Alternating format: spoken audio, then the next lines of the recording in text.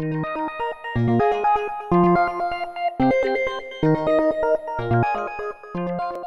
this video, I'm going to demonstrate how simple it is to remove your CV belt without using any tools. Now, there are some people out there that say, oh no, you want to take off the variator, which is a lot of work because this bolt is very tight, and if you're driving down the road and you're like me and you carry an extra belt and your belt breaks, you're not going to have an impact wrench around. So there's no reason to take this off. This edge right here is not sharp. I'm rubbing my finger very hard back and forth right now. Alright, it's nothing. You can see I pushed hard and it's not going to cut anything. Especially it will not cut this belt. This belt is very durable and you're not going to damage it. Now in my other video I demonstrated how to replace this belt without hand tools, as well as changing the large contra spring in here and the 3 small clutch springs and the entire clutch assembly. In that video I had a couple of viewers turn around and say, oh no, absolutely the worst way to take the belt off, never, never, never. Well, the fact of the matter is they don't know what they're talking about. I've had this scooter for over 3.5 years. I've taken this belt off at least 15 times to play around with my variator weights, to adjust the springs, and I never caused any damage at all to this belt. So I don't know what they're talking about, but I wouldn't put a video out there that's going to make you screw your belt up. The reason why it appeared the belt was very difficult to remove was because of one very simple reason. And that was why I made the video, to show you how to change the clutch. Now the clutch pulley would not go all the way open. So as the belt spins faster, my problem was that the belt would not go all the way down. So for the method I'm about to show you, if you have a faulty pulley on your clutch assembly, you will not be able to change the belt the way I have done in this video, or it'll be extremely difficult as in my previous video. If you have a properly functioning clutch with the pulley, it will be extremely easy to remove the belt without any tools. And a new belt may be a little more difficult than you're about to see, but it will go on and off fairly easy. It's going to require a little bit of strength with a good grip in your hand. If you do not have good strength in your hands and your fingers, then you may have to take off that bolt on the variator fan to replace the belt. But I'm going to demonstrate right now how easy it is to do without any tools, without damaging the belt, when you have a properly functioning system with a good variator and a good clutch. Alright, so how it's going to be done is very simple. You're going to put your fingers, two or three fingers are going to go right here. You're going to grab your thumb and then you're going to squeeze.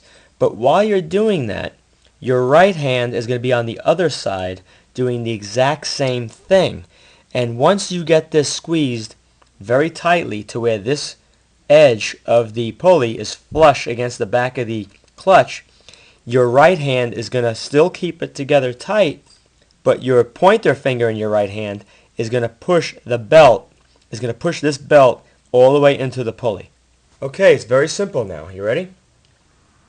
I'm going to take 4 fingers, put them there, and my palm there. This hand, I'm going to put my 4 fingers there, and now I'm going to squeeze both up the plates. And I'm going to keep it squeezed, push the belt all the way down.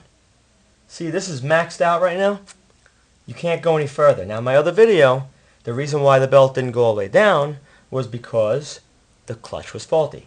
So now you reach under the belt, and it comes off. Presto. Does it get any easier than that? Now, this is under tension right now, so I'm going to squeeze, and it'll...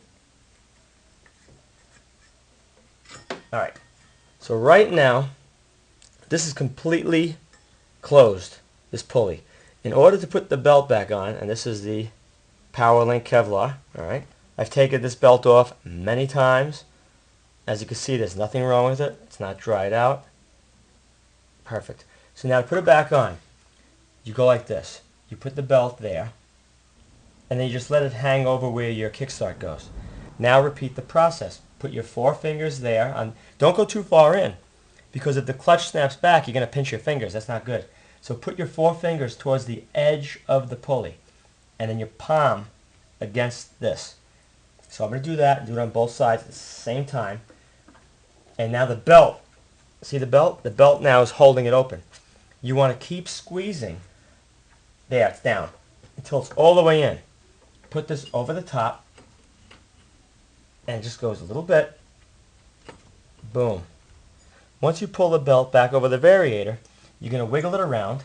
And you're going to keep doing this a little bit until the belt rises up almost flush with the top of the pulley. See, I'm down still. So I'm going to push it a little bit with my fingers. Yeah, it's going. See, it's tightening up now. There we go. Almost. And there we go. Now we're back. And you'll see the belt, how it's got to sit.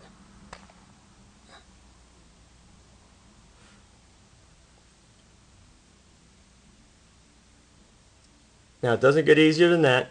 And I think if you break down on the road, you're going to want to do it my way. You're not going to want to take out an impact wrench to do what I just did. There's no reason. That belt is on there good.